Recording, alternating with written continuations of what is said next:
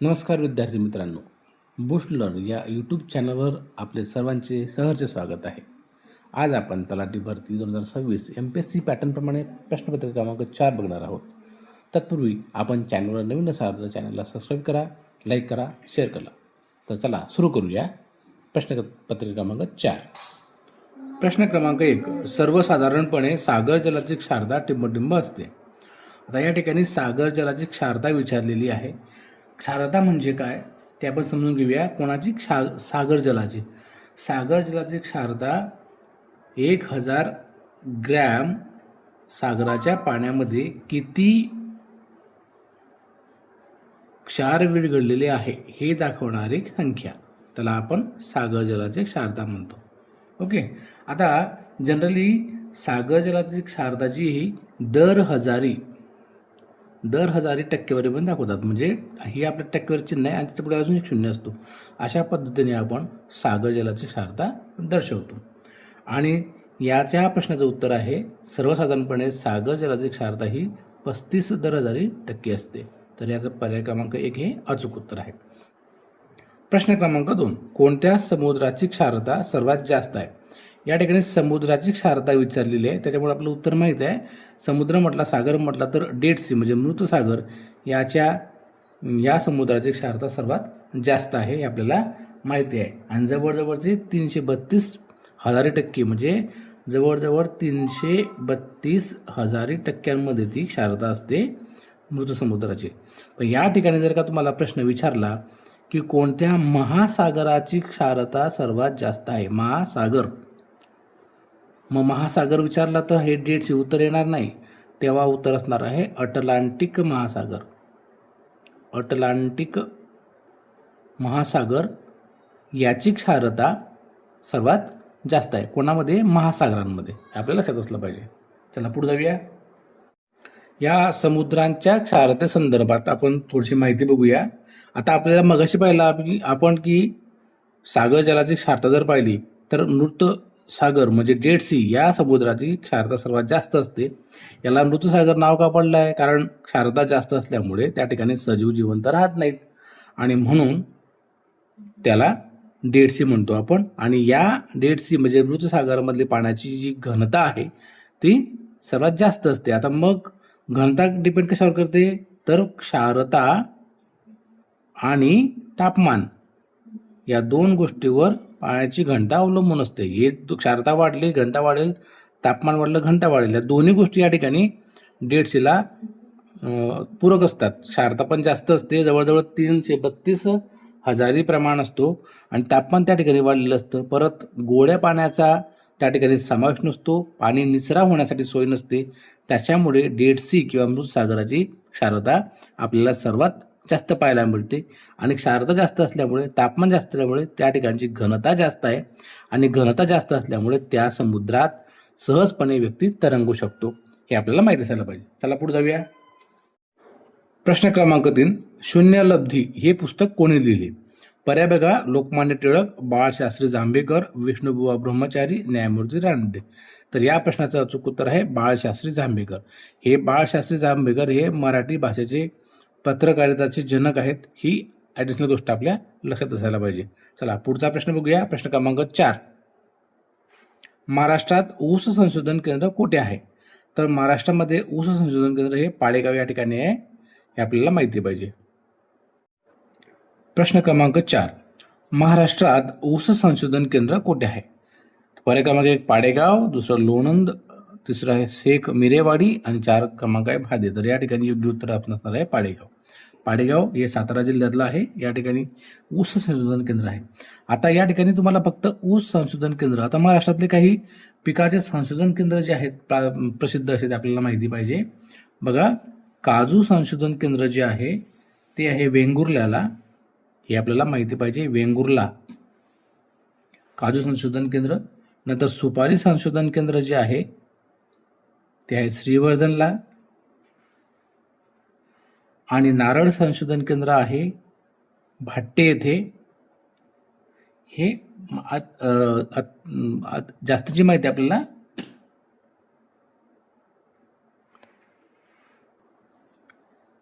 कांदा संशोधन केंद्र आहे निफाडला, नाशिकमधलं. नंतर आहे तुमचं गहू संशोधन केंद्र. गहू संशोधन केंद्र पाहिलं आपलं तर ते पण निफाडलाच आहे. मोसंबी संशोधन केंद्र कुठे असेल सांगा, तर ते आहे श्रीरामपूरला. श्रीरामपूर या ठिकाणी मोसंबी संशोधन केंद्र आहे. तेलबिया आणि गडद धान्य जे पाहिलं आपण ते आहे जळगावला, तेलबिया संशोधन केंद्र किंवा गडद धान्य संशोधन केंद्र जळगाव. तसं जळगावला एक आहे अजून कोणतं, तर केळी संशोधन केंद्र सुद्धा यावलला आहे. जळगाव जिल्ह्यातलं केळी संशोधन प्रकल्प यावल हा तालुका आहे जळगाव जिल्ह्यातला. या ठिकाणी केळी संशोधन केंद्र आहे. ह्या महाराष्ट्रात ऊस संशोधन केंद्र हा प्रश्न विचारला गेलेला आहे. कदाचित इतर पिकांचं संशोधन केंद्र विचारलं जाऊ शकतं. त्या अनुषंगाने आपण एक्स्ट्राची माहिती पाहिली आहे. चला पुढच्या प्रश्नाकडे जाऊया. प्रश्न क्रमांक 5 बघूया. मुलींसाठी प्रथम वाचनालय सुरू करण्याचा मान कुणाकडे जातो? पर्याय क्रमांक 1 महात्मा ज्योतिबा फुले, जगन्नाथ शंकर शेठ, धोके कर्वे आणि न्यायमूर्ती जाडगे. याचं अचूक उत्तर आहे महात्मा ज्योतिबा फुले. महात्मा ज्योतिबा फुलेंनी मुलींसाठी प्रथम वाचनालय सुद्धा सुरू केलेलं आहे. बघा 1948ला त्यांनी मुलींसाठी भिडेवाडा येथे शाळा काढलेली. नंतर मग त्याच शाळेच्या दरम्यान त्यांनी इंडिजिनियस लायब्ररी त्यांनी सुरू केलेली आहे. ही लायब्ररी मुलींसाठी त्यांनी प्रथम सुरू केलेली आहे. आणि या लायब्ररी कामी त्यांना योगदान दिलं फातिमा शेख आणि उस्मान शेख यांची मदत त्यांना या ठिकाणी लाभलेली आहे. चला पुढचा प्रश्न घेऊया. प्रश्न क्रमांक 6 नवऱ्याला देव मानण्यासाठी नवऱ्याचे वागणे खरोखर देवासारखे असले पाहिजे असे मत कुणाचे आहे? पर्याय क्रमांक 1 संत तुकाराम, संत गाडगे बाबा, पर्याय क्रमांक 3 महात्मा ज्योतिबा फुले आणि न्यायमूर्ती जाडगे. याचं सुद्धा उत्तर असणार आहे महात्मा ज्योतिबा फुले. प्रश्न क्रमांक 7 खेड्यातून महसूल गोळा करण्याचे काम कोणाकडून केले जाते? ग्रामसेवक, तलाठी, पोलीस पाटील, सरपंच. योग्य उत्तर आहे तलाठी. तलाठीकडनं शेतसारा, जमीन महसूल, 7/12 इत्यादी कामं केली जातात. 7/12 आणि 8चा दस्तावेज सांभाळण्याचं काम तलाठ्याचं असतं. दुसरा प्रश्न या ठिकाणी जाऊ शकतो. 7/12 किंवा 8 हे जे दस्तावेज आहेत हे सांभाळण्याचं काम तलाठी करत असतो. चला पुढचा प्रश्न बघूया. प्रश्न क्रमांक 8 युनोचे प्रमुख कार्यालय म्हणजे मुख्यालय कुठे आहे? तर युनोचे प्रमुख कार्यालय कुठे असा प्रश्न विचारला आहे. पर्याय बघा हेग, पॅरिस, न्यूयॉर्क आणि मॉस्को. याचं योग्य उत्तर आहे न्यूयॉर्क. न्यूयॉर्क हे अमेरिकेमध्ये आहे. अमेरिकेतील न्यूयॉर्क या शहरामध्ये मॅनहॅटन या ठिकाणी या युएनओचं मुख्य कार्यालय आहे. प्रश्न क्रमांक 9 गायडिंग सोल्स या पुस्तकाचे लेखक कोण? Kapil Dev, doctor APJ Abdul Kalam, Amartya Sen, Sushmita Sen. याचं अचूक उत्तर आहे डॉक्टर APJ अब्दुल कलाम यांनी गायडिंग सोल्स हे पुस्तक लिहिलं आहे. यांच्यासोबत अजून एक जण लेखक आहे, त्याचं नाव आहे अरुण कुमार तिवारी. अरुण तिवारी हे त्याचे सहाय्यक लेखक आहे. अरुण तिवारी बघा APJ अब्दुल कलाम आणि अरुण तिवारी या दोघांनी हे गायडिंग सोल्स हे पुस्तक लिहिलेलं आहे. प्रश्न क्रमांक 10 पहिले वैयक्तिक सत्याग्रही म्हणून कोणाची निवड झाली? पर्याय बघा जवाहरलाल नेहरू, विनोबा भावे, सरदार पटेल आणि मौलाना आझाद. याचं अचूक उत्तर आहे विनोबा भावे. विनोबा भावे वैयक्तिक सत्याग्रह म्हणून जेव्हा झाला तेव्हा पहिले वैयक्तिक सत्याग्रही म्हणून त्यांची निवड झाली होती. आता हा प्रकार काय ते बघूया आपण. जेव्हा 1940ला दुसऱ्या महायुद्धामध्ये भारताची परवानगी न घेता इंग्रज सरकारने परस्पर भारताला सामील होण्याच्या संदर्भातला निर्णय घेतला, त्याचा निषेध म्हणून या ठिकाणी हा सत्याग्रह सुरू झाला आहे. यावेळी सामूहिक सत्याग्रह करण्याऐवजी वैयक्तिक सत्याग्रह करावा या मताचे महात्मा गांधी होते. कारण हिंसा होऊ नये हा त्यांचा मागचा हेतू होता आणि म्हणून त्यांनी सामूहिक सत्याग्रहाऐवजी वैयक्तिक सत्याग्रह हा प्लॅन त्या ठिकाणी आखला होता. आणि तेव्हा पहिले सत्याग्रही म्हणून विनोबा भावे यांची निवड झाली. कधी कधी दुसरे सत्याग्रही म्हणून विचारलं जातात, तर दुसरे सत्याग्रही आहेत जवाहरलाल नेहरू हे काय आहेत? दुसरे सत्याग्रही आहेत. आणि कधी कधी तिसरे पण विचारतात, तर तिसरे सत्याग्रही आहेत ब्रह्मदत्त हे गांधीजींचे अनुयायी होते. हे तिसरे आहेत वैयक्तिक सत्याग्रही. पहिले वैयक्तिक सत्याग्रही विनोबा भावे, दुसरे जवाहरलाल नेहरू आणि तिसरे ब्रह्मदत्त. चला पुढचा प्रश्न बघूया. 40 ते 80 दरम्यानच्या विषम संख्यांची बेरीज किती? असा गणिताचा प्रश्न आहे. लक्षात घ्या, विषम संख्यांची बेरीज विचारतोय, मग आपल्याला या ठिकाणी एक शॉर्टकट ट्रिकचं सूत्र वापरायचं आहे. पहिली संख्या, आता संख्या या ठिकाणी कोणती आहे, विषम आहे, अधिक शेवटची संख्या यांची बेरीज करायची, कंसात टाकतोय म्हणजे आधी बेरीज करणार आपण, गुणिला एकूण संख्या भागीला 2. हे जे सूत्र आहे हे सूत्र तुम्हाला कोणत्याही संख्यांची बेरीज करताना लागू पडतं. तुम्हाला वेगळंच पाठ करायची गरज नाही, हे सूत्र सगळ्या ठिकाणी उपयोगी येतं. आता या ठिकाणी पहिली संख्या अधिक शेवटची संख्या, या ठिकाणी पहिली संख्या आपण कोणती घेणार, विषम संख्याची विचारली ना, मग 40च्या पुढची पहिली विषम संख्या कोणती येणार तुमची, 41, अधिक शेवटची विषम संख्या इथं 80 आहे, शेवटची विषम संख्या 40च्या 80 दरम्यान कोणती येणार तर 79, यांची दोन्हीची बेरीज करणार, गुणिला एकूण संख्या 40 ते 80 दरम्यानच्या एकूण संख्या तुमच्या 40, सम आणि विषम दोन्ही मिळून, पण तो विषम संख्या विचारतोय. लक्षात घ्या, 40 आणि 80च्या दरम्यान एकूण संख्या आहे 40. या 40मध्ये तुमच्या 20 समसंख्या असतील आणि 20 विषम संख्या असतील. ओके, मग आपल्याला काय पाहिजे, विषम संख्या, म्हणजे एकूण संख्या किती आल्या त्या विषम तर 20. या ठिकाणी सगळ्या ठिकाणी तुम्हाला जो फॉर्म्युला मी हा जनरल फॉर्म्युला वापरला आहे, या ठिकाणी विषम संख्या तर तुम्ही इथे विषम लिहा, इथे विषम लिहा, इथे विषम लिहा, या ठिकाणी सम असेल तर सम लिहा, सम लिहा, सम लिहा. हा फॉर्म्युला तुम्हाला सगळ्या ठिकाणी वापरता येतो. प्रश्न आपला विषम संख्या संदर्भात आहे, म्हणून आपण विषम संख्या किती या ठिकाणी 20, म्हणून 20 एकूण विषम संख्या लिहितो मी भागीला 2. ओके, आता यांची बेरीज पहिले करूया. बेरीज किती होणार याची, 9 1 10, हातचा 1, 7 4 11 1 12, 120, गुणिला 20 भागीला 2 म्हणजे किती 10, म्हणजे तुमचं उत्तर किती असणार आहे 1200. तर पर्याय क्रमांक 3 या ठिकाणी आपला अचूक उत्तर असणार आहे. अतिशय सोपा प्रश्न होता.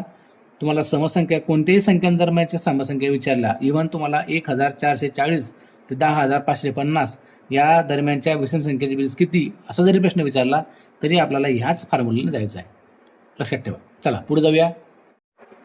प्रश्न क्रमांक 13, वर्गमुळात 144 भागीला संपूर्ण वर्गमुळात 31 अधिक त्या वर्गमुळात 22 अधिक त्या वर्गमुळात 5 अधिक त्या वर्गमुळात 16. आता या ठिकाणी रचना बघा प्रश्नाची अशी आहे की ह्याच्या भागीला जे वर्गमूळ आहे त्या वर्गमुळात सगळे वर्गमूळ आहे. असे प्रश्न आपल्याला जरी दिसताना कठीण वाटत असले तर अतिशय सोपे असतात. यासाठी काय करायचं असतं, जो सगळ्यात आतला वर्गमूळ आहे तो सोडत पुढे जायचा. चला पहिले आपण काय करूया, इथं तर आपल्याला याचं उत्तर माहिती आहे, वर्गमुळात 144 म्हणजे इथं 12 येणार आहे. खाली काय करायचं ते बघूया. आता 16चा वर्गमूळ किती आहे 4, हा 4 काय करणार आपण या 5 मध्ये मिळवा, किती झाले 4 आणि 5 9, म्हणजे या ठिकाणी वर्गमुळात 9 आले. 9चं वर्गमूळ किती आहे 3, म्हणजे ह्या आपण काय करणार 3 याच्यामध्ये मिळवूया आपण, झाले 22, 22 आणि 3 झाले 25. या 25चं वर्गमूळ किती आलं तर ते 5 येणार, 5 या ठिकाणी मिळवू आपण. 31 अधिक 5 किती झाला वर्गमुळात 36, या 36चं वर्गमूळ किती वर्गमूळ तर उत्तर आहे 6, म्हणजेच. आणि या 144चं वर्गमूळ किती आहे ते आहे 12, म्हणजे आपलं उदाहरण झालं 12 किती 6, मग 6 1 6, 6 2 12, म्हणजे आपलं उत्तर असणार आहे 2. मग पर्याय क्रमांक 2 कुठे आहे, 2 उत्तर असलेला पर्याय कोणता आहे तर पर्याय क्रमांक 4, हे 4 आपल्या या ठिकाणी अचूक उत्तर असणार आहे. लक्षात घ्या, जेव्हा जेव्हा असा प्रश्न येतो म्हणजे या ठिकाणी कंडिशन कोणती आहे की हा जे पहिलं वर्गमूळ आहे या वर्गमूळाच्या आतच सगळे वर्गमूळ आहेत. जेव्हा असं असतं इथं तुमची बेरीज असो का वजाबाकी असो, तुम्ही काय करायचं आहे, जे शेवटचं वर्गमूळ आतलं आहे त्याला वर्गमूळ काढत ती क्रिया करत जायची आणि फायनल आन्सर काढल्यानंतर मग आपण पुढची क्रिया करायची. या ठिकाणी वर्गमूळ 16 म्हणजे याचं उत्तर 4 होतं, 4 इथे मिळवला झाले 9, 9चं वर्गमूळ आलं 3, 3 इथे मिळवला झाले 25, 25चं वर्गमूळ 5, 5 इथे मिळवलं झाले 36, 36 वर्गमूळ 6. अशा पद्धतीने या पूर्ण टर्मचं उत्तर आपलं 6 आलेलं आहे आणि वरच्या टर्मचं उत्तर आपलं 12, म्हणजे 12 भागीला 6 किती येणार 2. अशा पद्धतीने आपण हे उदाहरणं सोडवायचे असतात. चला पुढचा प्रश्न घेऊया. प्रश्न 14 सोडवा. 0.005 अधिक 0.08 अधिक 0.12. थोडक्यात या ठिकाणी दशांश चिन्ह दिलेलं आहे, 0.005 अधिक 0.008 अधिक 0.12 बरोबर किती. आता या ठिकाणी अतिशय सोपा उदाहरण आहे, काही कठीण नाही. फक्त या ठिकाणी एक आयडिया सांगतो, जे दशांश स्थळ आहे ते दशांश स्थळ जसं आहे तसं लिहा. बघा 0.005 यांची आपल्याला बेरीज करायची आहे. तर हे पुढचं जे 0.08 आहे तो आपण काय करणार, दशांश चिन्हाखाली दशांश चिन्ह घ्या. दशांश चिन्हाच्या इकडच्या बाजूला किती आहे 1 0 आहे आणि इकडच्या बाजूला की 2 अंक आहे, म्हणजे दशांश चिन्हाला लागून जसं आहे तसंच मांडा. आणि काय आहे पुढे 0 0.12 म्हणजे 0.12. मग 0 पहिले दशांश चिन्ह देऊन टाकायचं, त्याच्या अलीकडे 0 आहे तो लिहून टाका. त्याच्या उजवीकडे कोणता आहे तर 1 2 आहे तसाच मांडा. आणि थोडक्यात मला म्हणायचं आहे की या ठिकाणी ही दशांश चिन्हाची जी सिक्वेन्स आहे ती आपल्याला अशीच ठेवायची आहे. या दशांश चिन्हाच्या उजवीकडचे अंक आहे त्याच क्रमाने मांडा, डावीकडचे अंक आहे त्याच क्रमाने मांडा. ते झाल्यानंतर बेरीज त्याच क्रमाने आपल्याला करायची आहे. आता या ठिकाणी अंक नाही आहे म्हणजे आपण या ठिकाणी 0 अजून करायचं आहे. 0 तुम्ही लिहा इथं किंवा नका लिहा, काही फरक पडत नाही. 5ची इथं किती असणार आहे 5. आपल्याला या ठिकाणी बेरीज करायची आहे. वजाबाकी राहिली तरी आपण वजाबाकी करता आलेच ते आपल्याला, फक्त मांडणी तुम्ही या पद्धतीने करा. 5चे 5 येणार, 8 आणि 2 10, हातचा 1 येणार, हा 1 आणि 1 किती झाला 2. आता दशांश चिन्हाखाली तुमचं दशांश चिन्ह येणार आणि या ठिकाणी 0चा 0 म्हणजे तुमचं उत्तर किती आलं 0.205 किंवा 0.205. बघा बरं हा पर्याय कुठे आहे तर पर्याय क्रमांक 1 ठिकाणी आपल्याला दिसत आहे, म्हणजे आपलं 1 हे अचूक उत्तर असणार आहे. चला पुढचा प्रश्न बघूया. प्रश्न क्रमांक 15.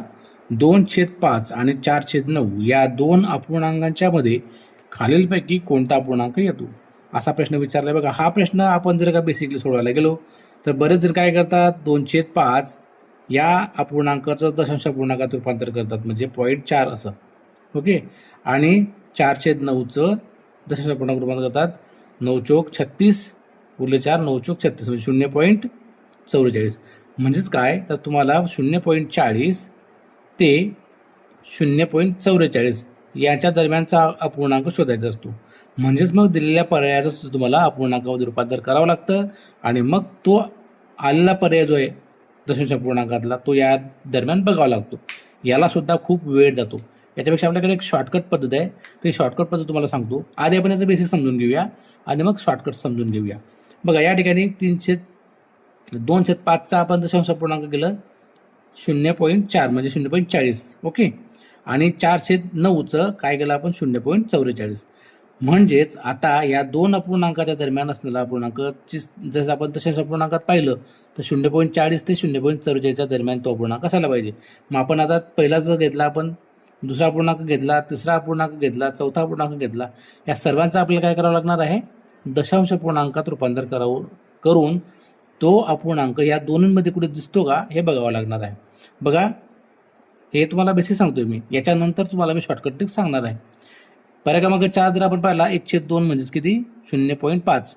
आता 0.5 हा 0.4च्या पुढे आहे त्याच्यामुळे हा येणारच नाही. 4.5 बघा 4/5 किती येणार तो 0.8 5/48 म्हणजे हा तरी मिळूच येणार नाही. पुढे बघा 2/3. आता 2/3ला कसं करणार बघा 0.3 × 18 आणि 3 × 18 म्हणजे 0.66 आला, त्याच्यामुळे हा सुद्धा येणार नाही. मग राहिला कोणता पर्याय क्रमांक 1 तो आपलं उत्तर येणारच आहे, पण आपण चेक करून बघूया. 3/7 म्हणजे बघा 0 भाग जात नाही 0.7 चोक 28 उरले 2 7 दुने 14. अशा पद्धतीने या ठिकाणी 0.42 म्हणजे 0.40 आणि 44च्या दरम्यान 0.42 बसतोय, म्हणून पर्याय क्रमांक 1 आपलं उत्तर येणार आहे. पण इथं प्रॉब्लेम असा आहे की बऱ्याच विद्यार्थ्यांना या अपूर्णांकाचं रूपांतर दशांश अपूर्णांकात करता येत नाही, जमत नाही, किंबहुना वेळेच्या अभावी त्यांना त्या ठिकाणी गल्लत होऊ शकते. मग यासाठी एक आपण शॉर्टकट ट्रिक सांगणार आहोत. शॉर्ट ट्रिक फार महत्त्वाची आहे, लक्षात घ्या. जेव्हा जेव्हा तुम्हाला दरम्यानचा अपूर्णांक विचारलेला असतो तेव्हा काय करायचं असतं, जे दोन अपूर्णांक दिलेले आहेत त्या दोन अपूर्णांकाच्या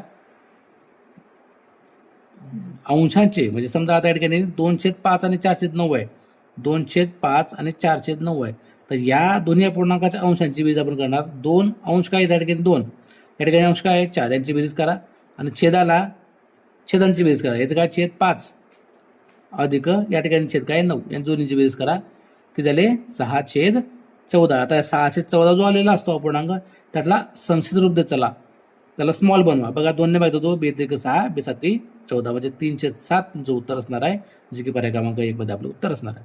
अतिशय सोपी ट्रिक आहे, या ट्रिकचा आपल्याला अवलंब करायचा आहे. प्रश्न क्रमांक 16. जर 150 पानांच्या एका पुस्तकावर 1 ते 150 पर्यंत पेज नंबरिंग मुद्रित केले तर मुद्रित केलेल्या एकूण अंकांची संख्या किती असेल. या ठिकाणी आपला तो डिजिट विचारतो, लक्षात घ्या. थोडक्यात हा प्रश्न जुन्या प्रश्नपत्रिकांचा जर संदर्भ पाहिला तर टंकलेखनाचे किती खिळे वापरेल असा तो प्रश्न आहे. ओके, मग असा प्रश्न करताना सोपा प्रश्न आहे, जास्त काही कठीण नाही आहे. आपण काय करणार आहे, 150 पानं आहेत, त्याच्यामुळे मग 1 ते 150ला आपण डिवाईड करूया. 1 ते 150 मध्ये एक अंकी म्हणजे किती असणार आहे, 1 ते 9 हे एक अंक असणार आहे. 2 अंक किती असणार आहे, 2 अंक असणार आहे तुमचे किती, 10 ते 99 असणार आहे. आणि 3 अंक किती असणार आहे, बोला, 100 ते किती, 150. हा शेवटचा 150 असल्यामुळे आपण 1 ते 150 मध्ये 1 अंकी, 2 अंकी, 3 अंकी संख्येची विगतवारी केली. ओके, आता या ठिकाणी 1 ते 9 मध्ये किती अंक आहेत, हे 9 अंक आहेत. 10 ते म्हणजे 1 अंकी अंक 9, 2 अंकी अंक किती आले, तर ते येतील तुमचे किती बघा. या ठिकाणी मोठ्या संख्येतून लहान संख्या वजा करायची आणि मिळवायचा. म्हणजे 99 मधून 10 तुम्ही जर वजा केले तर 89, 89 अधिक 1 90, म्हणजे 2 अंक 90चे येतील. या ठिकाणी 150 100 वजा करा, 50, 50 तुमचा 1 मिळवा, किती येणार तो 51. आता हे 9 आहे, किती अंक आहेत ते 1 डिजिटचे आहेत. हे जे 90 आहेत किती याचे ते 2 डिजिट म्हणजे 2 अंकाचे आहेत. आणि हे 51 किती आहे ते 3 अंकी म्हणजे 3 डिजिटचे आहे. याचा गुणाकार करा बघा, 9 1 9, 9 0 0, 9 2 18 180 आणि 3 1 3, 3 5 15. अशा पद्धतीने आपण काय करणार आहे, सगळ्यांची बेरीज करणार. 9 3 12 हातचा 1, 8 5 13 आणि 1 14 हातचा 1, 1 2 3 असे 342 खिळे किंवा 342 डिजिट या ठिकाणी असणार आहे. पर्याय क्रमांक 2 आपलं अचूक उत्तर असणार आहे. या ठिकाणी आपण काय केलं लक्षात घ्या, परत सांगतो. 1 ते 50 पृष्ठ होते की नाही, मग 1 ते 50 मध्ये 1 अंकी अंक किती आहेत, 2 अंकी अंक किती आहेत, 3 अंकी अंक किती लिहून घेतले. लिहून घेतल्यानंतर त्याला 1 अंकीने 1 ने गुणलं, 2 अंकी असेल 2 ने गुणलं, 3 अंकी असेल 3 ने गुणलं आणि गुणाकार करून जे उत्तर येणार या सगळ्यांची काय केली मी बेरीज केली. ही बेरीज करून जे उत्तर असणार आहे ते आपलं एकूण अंक असणार आहे, डिजिट असणार आहे. प्रश्न क्रमांक 17, UPI चा फुलफॉर्म काय आहे. जर आपण आता UPI पेमेंट करतो त्याचा फुलफॉर्म तो विचारतोय बघा. पहिला पर्याय युनिफाईड पेमेंट इंटरफेस, दुसरा युनायटेड पब्लिक इन्शुरन्स, तिसरा युनिक पेमेंट इंटर एक्सचेंज आणि यापैकी नाही. त्याचं योग्य उत्तर आहे पर्याय क्रमांक 1, युनिफाईड पेमेंट इंटरफेस. पुढचा प्रश्न क्रमांक 18 बघूया. 42वी घटना दुरुस्ती कोणत्या वर्षी झाली. तर 42वी घटना दुरुस्ती 1976ला झालेली आहे, लक्षात घ्या. आणि ही सर्वात महत्त्वाची घटना दुरुस्ती आहे आणि जवळजवळ भरपूर प्रमाणात व्यापक अशी आहे, म्हणून याला मिनी कॉन्स्टिट्यूशन म्हणजे मिनी राज्यघटना सुद्धा याला म्हणतात. लक्षात घ्या, मिनी राज्यघटना का म्हणतात, कारण ही घटना दुरुस्ती बहुतेक अंगाने व्यापक स्वरूपाची होती, म्हणून याला मिनी राज्यघटना म्हणतात. 42वी घटना दुरुस्ती 1976.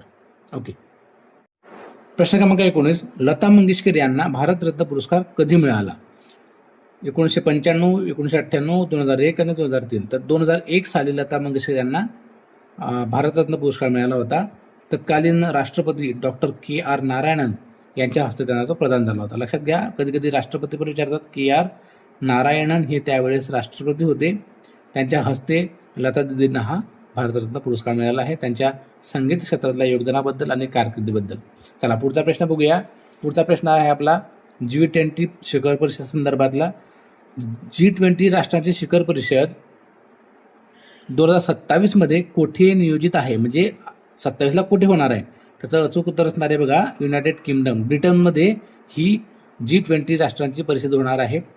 दक्षिण आफ्रिकेला बघा 2025ला झाली होती, अमेरिकेमध्ये 2026ला झाली होती आणि 27ला ही नियोजित आहे आपल्या ब्रिटनमध्ये इंग्लंडमध्ये. आणि भारतामध्ये 2023ला G20 परिषद भरली होती. लक्षात घ्या, हा प्रश्नसुद्धा आपल्याला येऊ शकतो किंवा जोड्यामध्ये सुद्धा प्रश्न येऊ शकतो. आगामी आहे ती 2027ला आणि भारतात होऊन गेली ती 2023ला. चला पुढचा प्रश्न बघूया.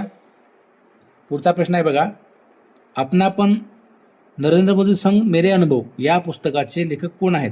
तर याचं उत्तर आहे बघा, पर्याय क्रमांक 1, शिवराज सिंग चौहान यांनी हे पुस्तक लिहिलेलं आहे. आपणापन नरेंद्र मोदी संग मेरे अनुभव या पुस्तकाचे लेखक शिवराज सिंग चौहान. चला पुढचा प्रश्न बघूया. प्रश्न क्रमांक 22, गणिताचा प्रश्न आहे बघा. 5चा 5वा घात या संख्येत 4ने भागल्यास बाकी किती राहते. आता जेव्हा असा प्रश्न असतो या ठिकाणी बघा, हा 5 आहे, हा 4 आहे, म्हणजे फरक 1चा आहे. हा घातांक किती असू द्या, हा घातांक किती असू द्या, 2 सोडून 1 सोडून पुढच्या ज्या संख्या आहेत 0 2 1 सोडून पुढच्या ज्या संख्या आहेत त्या संख्यांचा जर का तुम्हाला असा घातांक विचारला असेल, बाकी राहिलेला फरक विचारला असेल आणि संख्यांचा फरक किती असेल बघा. या ठिकाणी 5चा 5वा घात, संख्या 5 आहे आणि कितीने भागतो तो 4ने, म्हणजे 5 आणि 4 यांच्यातला फरक किती आहे, 1चा आहे.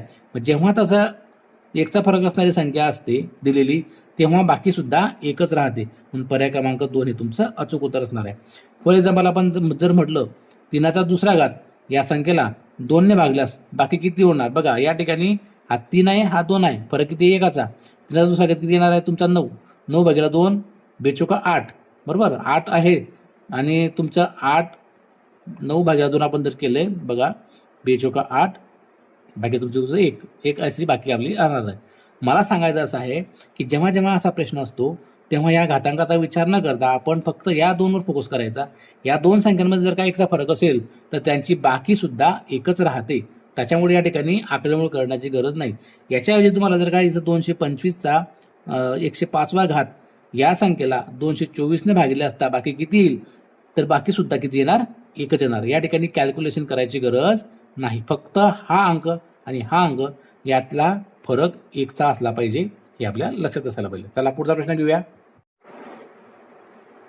प्रश्न क्रमांक 23 चालू घडामोडी आणि आपलं जनरल नॉलेज संदर्भातला आहे. खालीलपैकी कोणत्या राज्यामध्ये विधानसभांमध्ये अनुसूचित जमातीसाठी आरक्षित जागा नाहीत विचारले बघा. पर्याय दिले आहेत तामिळनाडू, पंजाब, उत्तर प्रदेश आणि गोवा. 4 राज्य दिले आहेत आणि पर्याय दिले आहेत बघा. फक्त बी व डी, फक्त ए व सी, फक्त बी, सी आणि डी, फक्त बी आणि सी.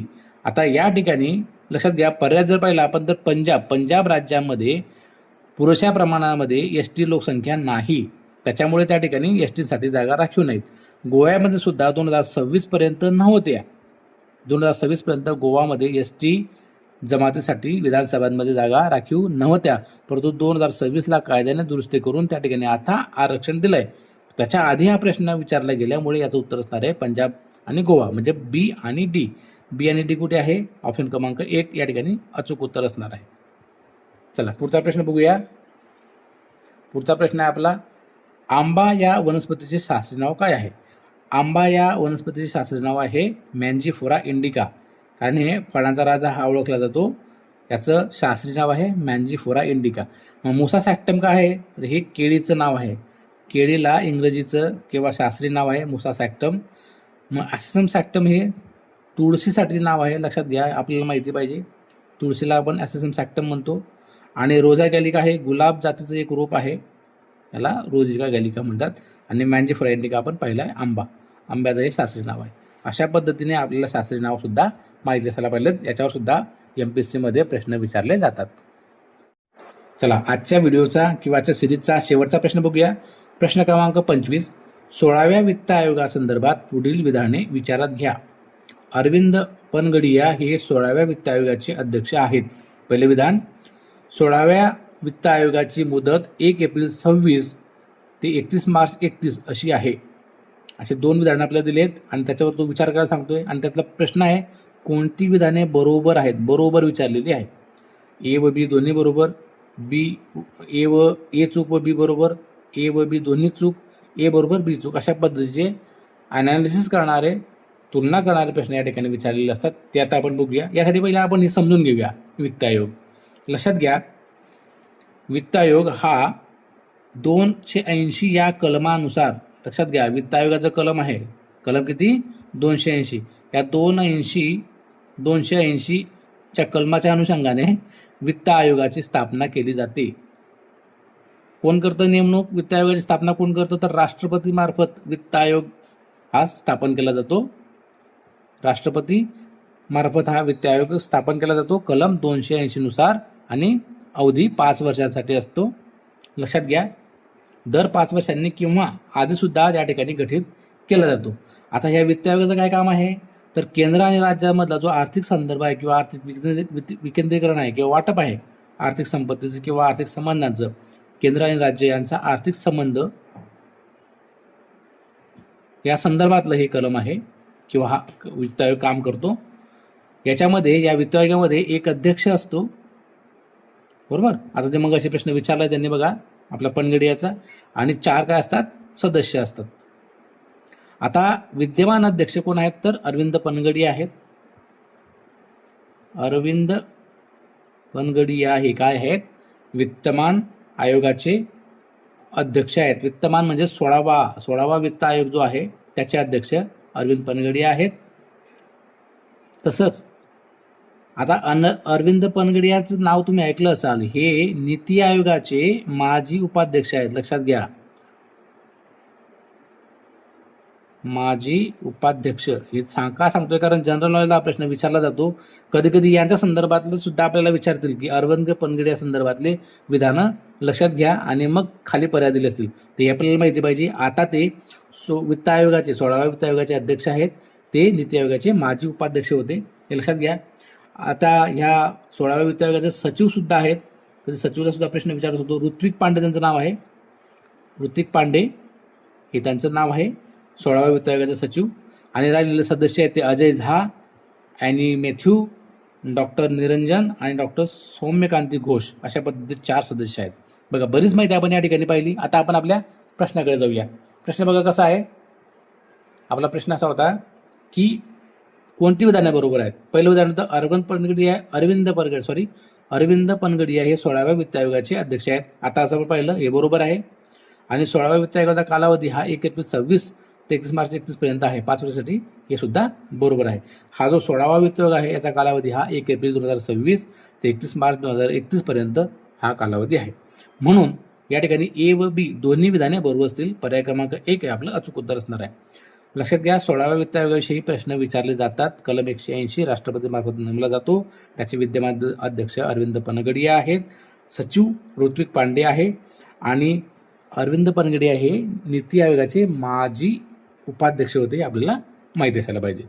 चला बघा, आजचा व्हिडिओ तुम्हाला कसा वाटला कमेंट करून नक्की सांगा. धन्यवाद.